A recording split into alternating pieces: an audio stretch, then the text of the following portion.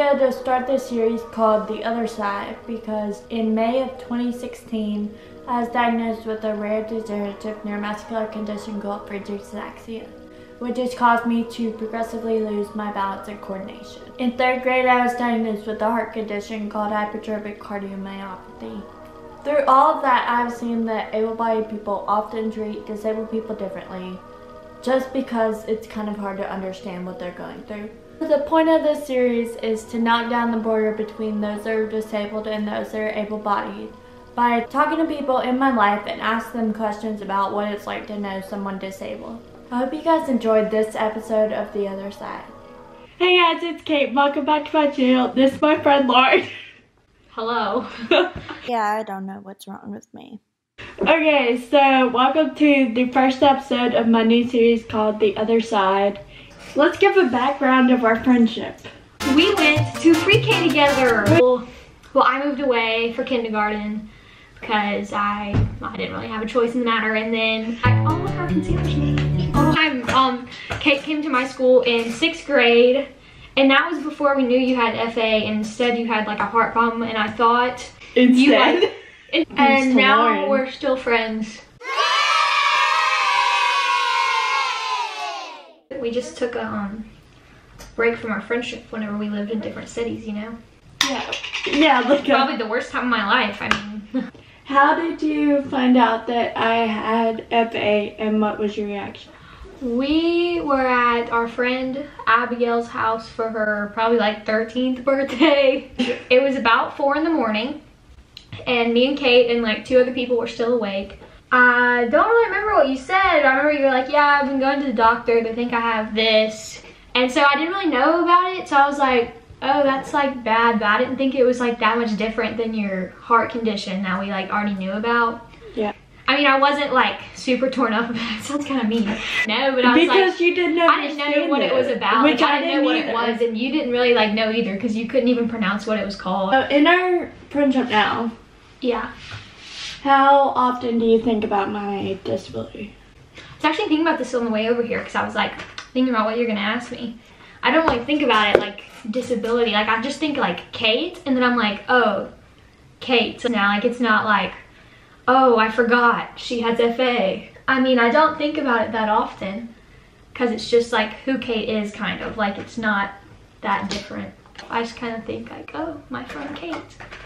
And then it just like comes naturally, like, oh, it's Kate. You know, I might open the door for her. Oh, it's Kate. She has a wheelchair. I don't know. I feel like this comes off so insensitively, but I'm like, no, it's not. I'm used to it though. Yeah, like I'm just not like shocked every single time I see you. I'm not like on the floor like, oh my gosh, like it's just like it's Kate. And I guess it's just because like ever since like we were even in 6th grade, like there were certain things like you still couldn't do, you know, like running and all that, like in PE, like yeah, that was you've never participated in that, and so like it's not like it just came about as just like drastic, completely. Is it 180 or 360? I don't know. Some degree turn where it was like everything is different the next day. So I think that part of the reason that it's been like not really easier, but it's been better for my friends is because they've known me pretty much my whole life, and so there's always kind of been a certain degree of that. Now, my next question is like, before I was diagnosed, did you notice that anything was off? I mean, not really, just because it's, I mean, like I noticed it, but I didn't think like FA, I thought heart problem. Like that's normal for me. Like it was Kate, and like also, this also sounds insensitive. Oh God. It's like the progression of FA. Like it's not like she showed up the next day in a wheelchair, you know, like it was like you could notice things about it, like her coordination wasn't like the same as everyone else's, but it's not like she was completely like helpless or anything, and she's still not. I mean, I didn't really notice that much difference because I just thought it was like because of your heart problem, but it still wasn't very much of a difference. Yeah, does that make sense? Not until like recently. Yeah, not until like past year or so. And we're not saying we're like insensitive to yeah, I'm really not trying to be insensitive. Like it's still like shocking sometimes, and like obviously it's never like totally just like whatever, like we're never just like, it's never just completely overlooked. Yeah, we're never just like letting go about it or like just not ever thinking about it, but it honestly does get better the longer you you're like dealing with it, I guess. Yeah. What would be your advice for like people with FA for telling their friends? I feel like when Kate got diagnosed, like we said, it wasn't like an obvious thing yet.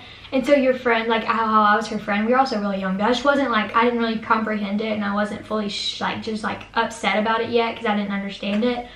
But I feel like Kate just kind of like straight up told us at 4 a.m. She was like, yeah, I think this is what I have, and like we don't know much about it. And you were just like, yeah, I'm just gonna need like y'all there to support me. And you know, of course we were like, yeah, you know, 13-year-olds. I don't think, because Kate did not ever want to like talk about it, and she didn't want to like deal with it for a while. And I think that like you need to, you know, like you need to tell your people. Don't make my mistakes. Don't wait to tell people, because that just gets even more hard for them, because they'll start to notice things, you know, like your friends probably already have an idea that something is going on, you know. So yeah. I think just telling them and then asking for their support. I mean, that's all I have is Kate's experience. I don't have anybody else to go off of.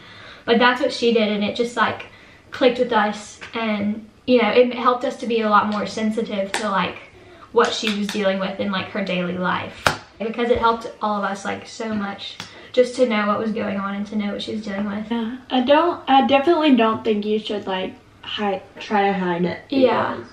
Eventually they're gonna notice that something's up. Yeah. So now that I'm in the chair, it's a lot more like I have to rely on y'all for stuff. Yeah. A lot. And it's like opening the door, or like sometimes I like to push her down the hall really fast like I did the other day. But that kind of stuff, like it just comes normal to me now. I don't like think about it. Yeah. Several times actually, I close the door on you and I feel bad. Yeah. But I never do it on purpose. I know. Or the takeaway of this whole thing is that it's not a huge dramatic part of our lives. It's there and it's like part of our lives, but it's not like what we base everything we do off of. Like, I mean, we don't talk about it all the time either. We never really talk about it, like, not because Kate doesn't want to, but just because it's not relevant. I've known Kate for so long, and so I've watched her like completely progress, basically, like from 6th grade especially until now. And but it's not like a big dramatic thing in our lives. Like, it's not. And I feel like whenever you first got diagnosed, you thought it might be. Yeah. Like, you probably thought like, oh, this is gonna change my whole life. And yes, it does, but like, it doesn't change the way you hang out with your friends, or like the conversations we have, or like what we do for fun. Like, and it kind of just like comes with you now. It's not like, oh, I'm Kate and I only have a disability, but it's just like, oh, you're Kate and you're my friend, and like there are certain things I do to like help you. I would just say like the things we talk about and like how we hang out is not any different than how other people would be different. Like if Kate was like an Olympic runner, me saying those things, or it's not the only thing in our friendship. Like, it's not the only thing we talk about or think about. Yeah. Or anything like that. So when I say like, oh, it wasn't really that big of a deal, it's because I don't really think of it as such a huge deal anymore. Yeah. Yeah? Yes. Okay. I love that for us. Good. Thank you guys for watching. I hope you enjoyed hearing Lauren's perspective. Subscribe to Kate. Follow her on Instagram, even though I don't do Instagram, so I don't. So that sounds a little hypocritical, but you should. And Twitter and Facebook. And Twitter. Oh, and Facebook. You have a Facebook? Wow. My mom follows Kate on Facebook, so you should too. Give this video a thumbs up. Yes, if you liked this video. This series. Yeah. That is just now beginning. Thanks to me. Thanks, Lauren. You're welcome. Comment down below if you have any type of video you want to see in the future. Actually comment, because she gets lots of views and no one comments except usually me. Comment down below. Trying to think of something good. Your favorite aquatic animal. There's so many to choose from. You want to hear mine? Do you? Kate, answer me. This is not Dora. I don't sit here in silence. My favorite aquatic animal is definitely the seahorse. See you guys in my next video. Peace, love, and happiness. Bye. Bye. You know that I was never that cool, but I won't be taken for a fool if they want to talk trash.